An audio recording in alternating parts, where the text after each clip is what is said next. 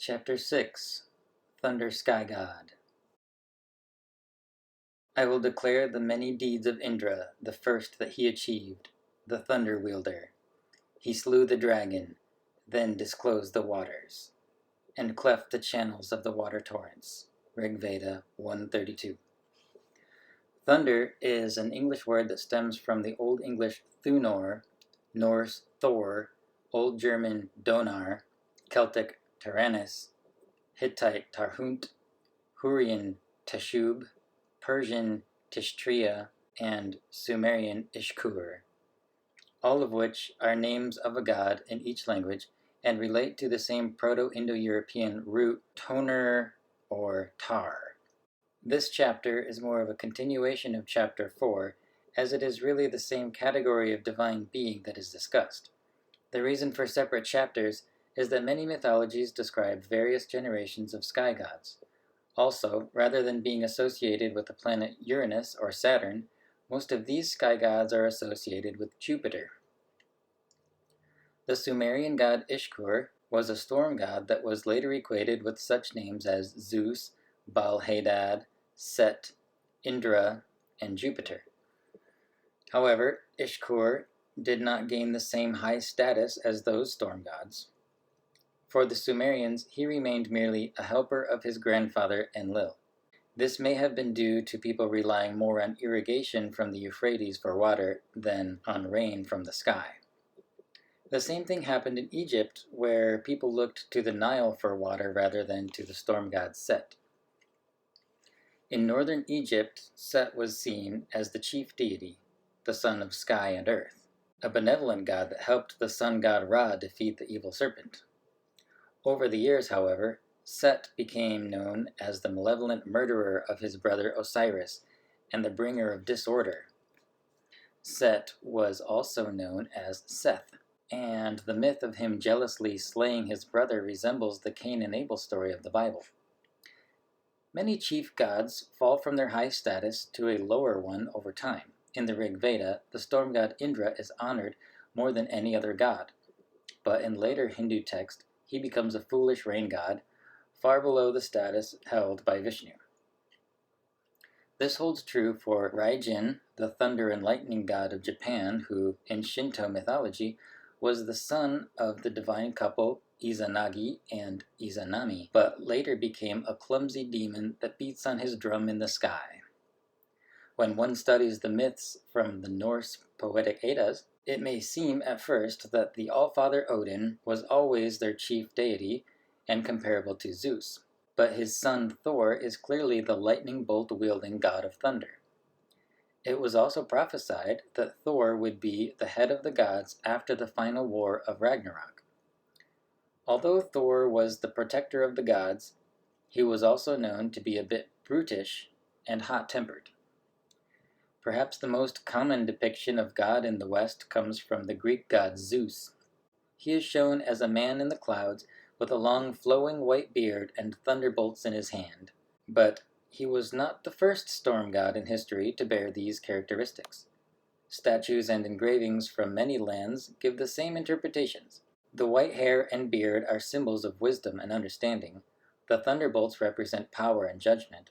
His dwelling in the sky tells us that this god is above all the earth and earthly beings, or that he literally dwells on some other heavenly body, planet. Some of the main commonalities between the various thunder gods are that most of them took over power as the head of the gods by defeating a monstrous serpent with the power of lightning.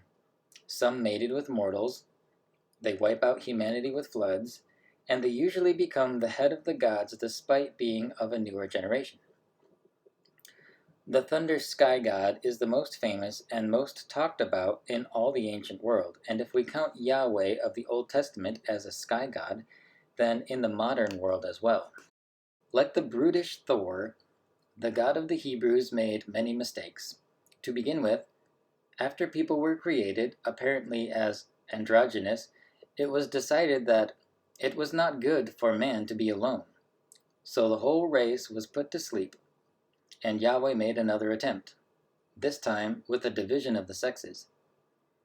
It was not long, however, before the Lord regretted that he had made man on the earth, and it grieved him to his heart.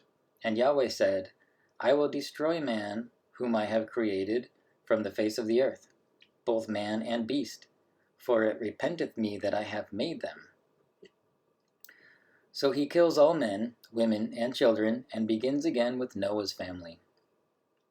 The imperfections continue to add up when the people in Mesopotamia develop a high level of culture and advancement. Yahweh came down to check on them and said to some other gods, if they have begun to do this as one people, all having the same language, then nothing they plan to do will be impossible for them. Yahweh likes to refer to himself as a jealous God, and like a jealous child, he says to the other gods, come, let us go down and there confuse their language, so that they will not understand one another's speech. The people were scattered as punishment for using intelligence and teamwork. These gods guard their elite knowledge so jealously that they would suppress these people, or curse Adam and Eve for partaking of the fruit of knowledge. Apparently, they want to keep a competitive edge. Speaking of competition, the Hebrew God actually wrestled with Jacob all night.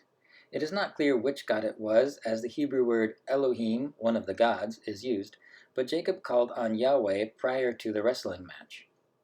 The god dislocated Jacob's hip, but was unable to escape his grip. So the god said, let me go, for the day breaketh. Jacob let him go in exchange for a blessing. The god then changed Jacob's name to Israel, which is Hebrew for one who wrestles with God. Thus the title Israelite ironically means those that fight God. After this experience, Jacob said, I have seen God face to face. This brings up the idea of a personal God, meaning an anthropomorphic or human-like God, one you could hold in a headlock, or as we touched on in chapter 4, a God that eats, writes, walks, and talks with earthlings. Like Jacob, Moses also saw and spoke with God face to face, just as a man speaks to his friend, mentioned in Exodus, Numbers, and Deuteronomy. In Judges chapter 6, Malach Yahweh, messenger of Yahweh, sits with Gideon under a tree and torches the meat and cakes on the stone grill with the staff that was in his hand. He vanishes, and Gideon says, I have seen Malach Yahweh face to face. Then Yahweh says to him, do not be afraid, you are not going to die. We have mentioned David's encounter, which could be termed an ancient abduction, as well as Elijah's face-to-face meeting. The Hebrew sky god not only walks and talks with humans, but can breed with them as well. Just like his Greek and Roman counterparts Zeus and Jupiter, Yahweh mates with an earthling woman and makes a demigod, or a hybrid god-man that we call Jesus. This is the God that Jesus called Father. Luckily, the Son was much better than the Father. Might I mention just a few more of Yahweh's mistakes before I get struck by lightning? He made Saul king of Israel and said later that he regretted doing so. On a number of occasions, he swore that he was going to destroy a group of people, but if they changed, maybe he wouldn't. Some other unsavory actions include killing a guy for pulling out, demanding that all of his followers mutilate their penises, and killing an elderly couple for not giving him all the money he wanted. Though Cain and Abel both offered the first fruits of their labors to him, Cain's offering was rejected because Yahweh loves the sweet smell of burning flesh and apparently isn't too big on vegetables. Although Zeus was heralded as the king of the gods, it is clear that he was not perfect either. His wife Hera was often jealous of his adulterous acts with mortal women. He was afraid of being taken over by one of his children, and was fooled by Prometheus a few times. From ancient Canaanite tablets, we have the story of El's drinking party, where the head of the gods gets so hammered with alcohol that he ends up covered in feces and urine. This took place in one of his temples and was witnessed by mortal servants who recorded the events. Gods love getting drunk. Thor and the Aesir drink mead at Valhalla. Dionysus and the Olympians drink wine. Yahweh demands wine offerings, and Jesus made drinking it a ritual.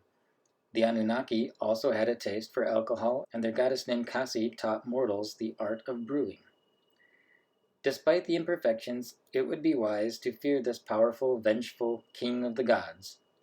As Solomon wrote, the fear of Yahweh is the beginning of wisdom. Thunder sky god, India, Indra, king of the Devas in the city Amaravati, in the heavens Svarga. In Jainism, he rules over Saudharmakapa. He is the storm god who rides a white elephant. He is the most praised god in the Hindu Vedas.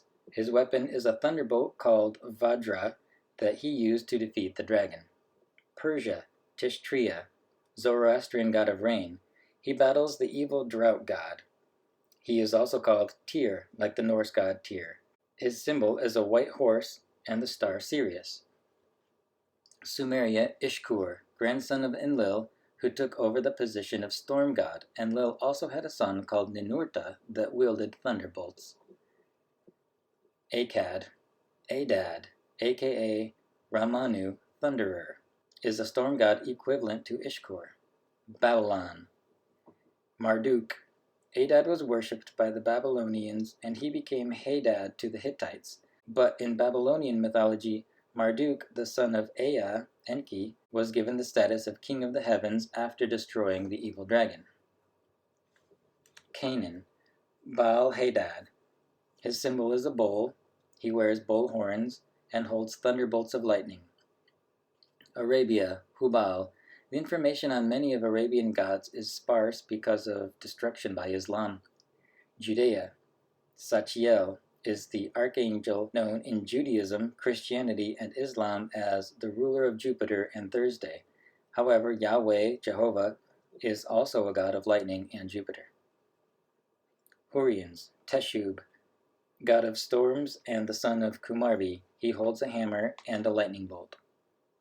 Turkey, Hittites, Tarhuna, aka Elel, god of thunder, rain, and clouds. He became the king of the gods. Slavic, Perun, god of thunder and lightning.